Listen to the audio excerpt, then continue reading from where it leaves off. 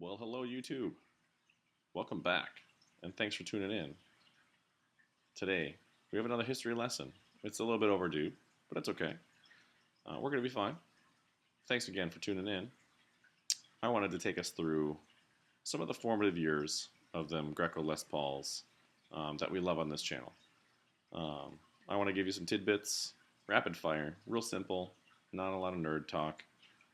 We'll touch on a few topics, and we're going to cover the early 70s all the way to the early 90s on how to identify that Greco you might be looking at. Maybe you're researching, maybe you just want to know more.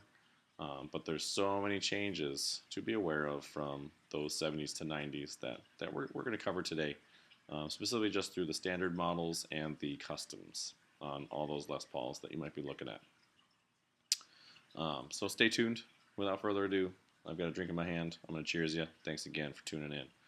From the beginning of the Greco years, you're looking at 1973 and 74. And that is, as I referred to in other videos, as the Gineco years. So look at that logo. It's got that inlay type material. For whatever reason, they decided to spell their R's or write their R's this funny way. So that's where you get the Gineco from. If you see this on a headstock, you have the earliest version that you're looking at from 73 and 74. To dive into that a little bit deeper, you're going to take a look at what the neck pocket looks like.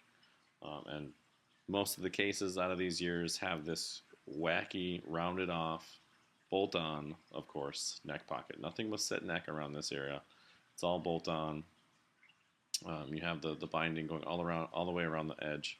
Sometimes you can just see this location. You're like, oh, yep, 73 or 74. Back then they didn't have the years put on anywhere on the guitar. So if you see those marks, 73 to 74. And sometimes you'll see the Greco stamped into the pickups, which is kind of a cool touch. I think they stole that from Gibson probably in the 70s as well. But, that is where you're going to notice the biggest changes there. As we head into the later part of 74, you're going to run into now kind of I guess we'll call this, for lack of a better word, we'll call this silk screen type of logo.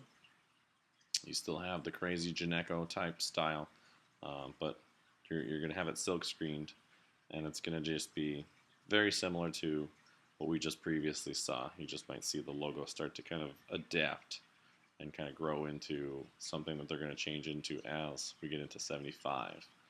And 75 is an interesting year. This is where we start to see the bolt-on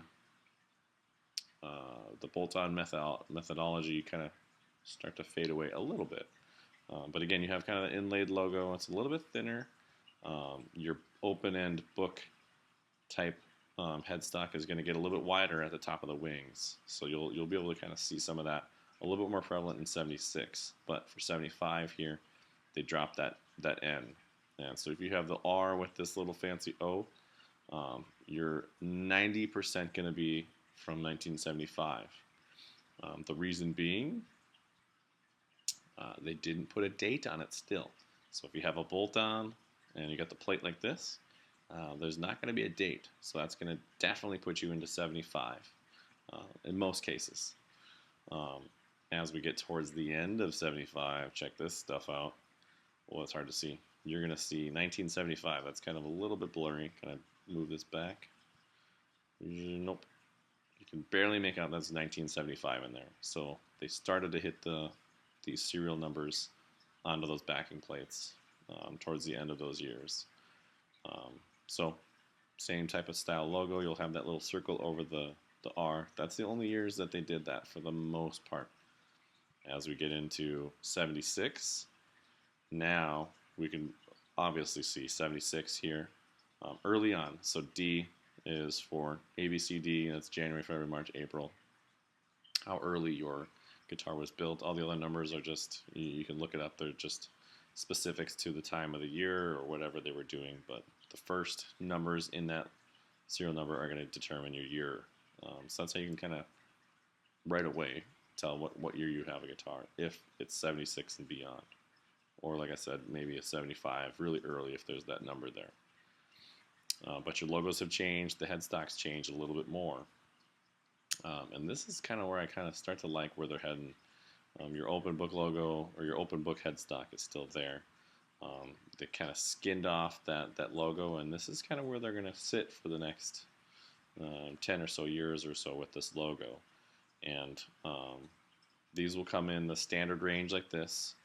A little bit skinnier logo. The headstock is going to be a lot wider on the wings. On 76, for some reason, they went really wide with the headstock. When you see it in a picture, it looks kind of goofy. When you see it in real life, not as goofy as what you imagine. It's just really pronounced. But that's the nerd talk in me. So moving on. I didn't click the button. Moving on into 76 through 79, like the title states up here. Now we're getting into the custom range. So that's where you're going to get that Les Paul custom type style where you've got the binding across the whole body.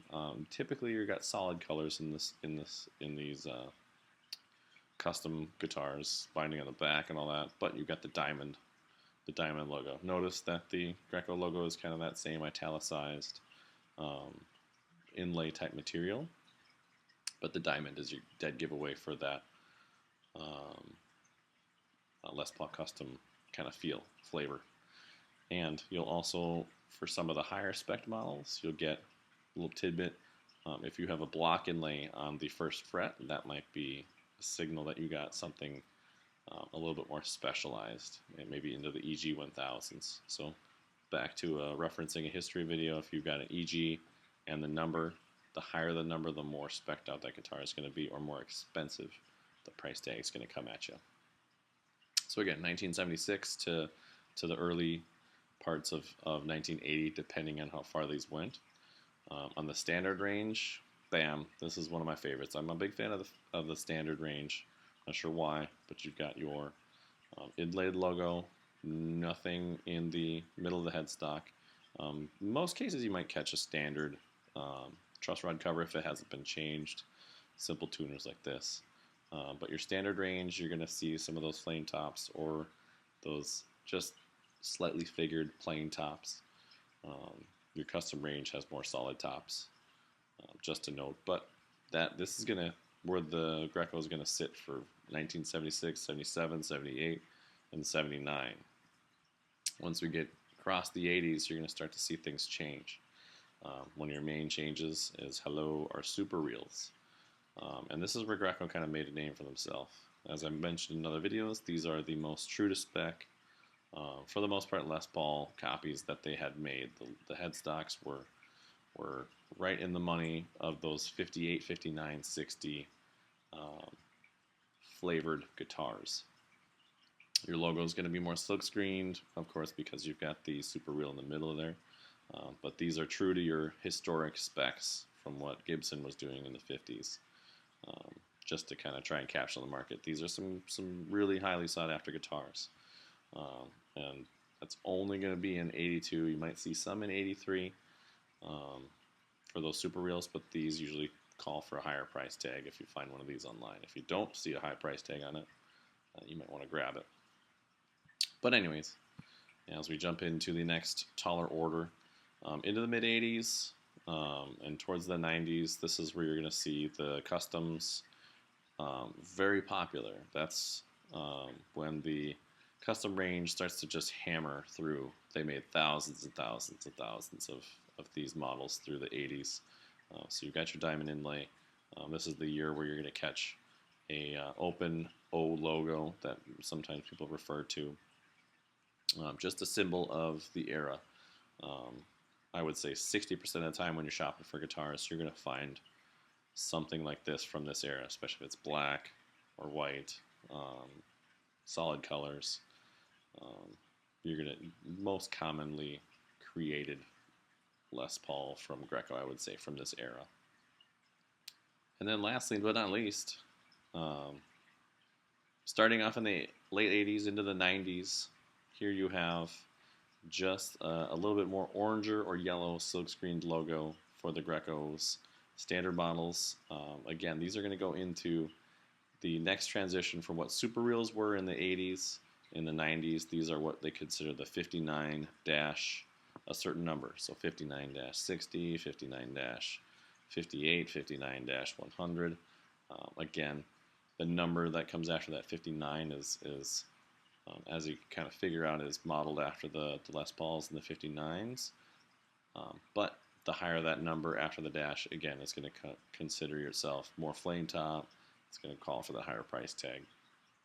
And again, if you don't see a higher price tag, snag it if you can, because it's going to be a well-made instrument into the 90s. So that's about as far as I want to go with these before we get too deep into the woods. But I want to say thank you after looking through all these images that we just went through. Quick rapid fire history lesson for you guys. Hopefully that helps out. Hit me up in the comments if you got questions, you want to discuss what you have. I'm happy to help. Or you've seen something online, is it a good price? You let me know. I will give you my 2 cents. I'm not always 100% accurate, but I can give you a good chunk of history in the right direction. So thanks again for watching, and we'll catch you guys in the next one. Peace.